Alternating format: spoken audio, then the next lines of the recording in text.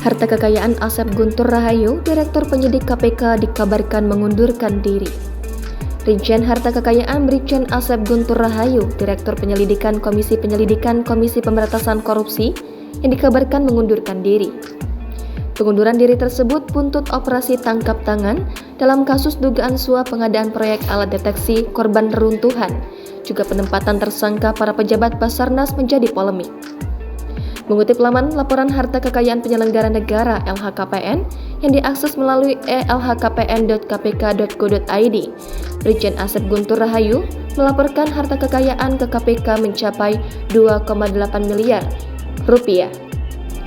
Harta kekayaan Asep Guntur Rahayu itu dilaporkan pada 16 Februari 2023 untuk periode tahun 2022.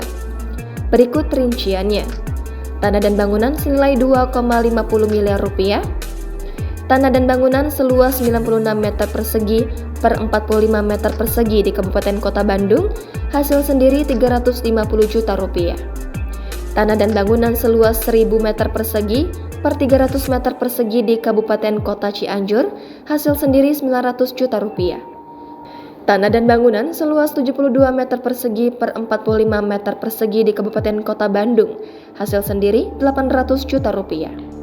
Alat transportasi dan mesin senilai 478 juta rupiah. Motor Honda Beat sepeda motor tahun 2008 hasil sendiri.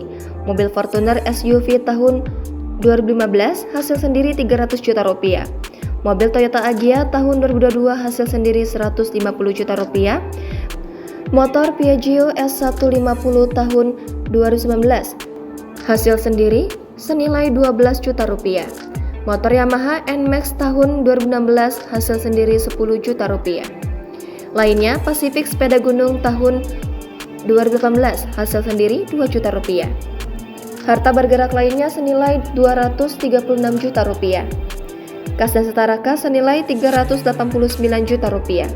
Subtotal 3,1 miliar rupiah dalam LHKPN tersebut. Brigjen Asep Guntur Rahayu tercatat memiliki utang sebesar 272 juta rupiah. Sehingga total harta kekayaan Brigjen Asep sebesar 2,8 miliar rupiah.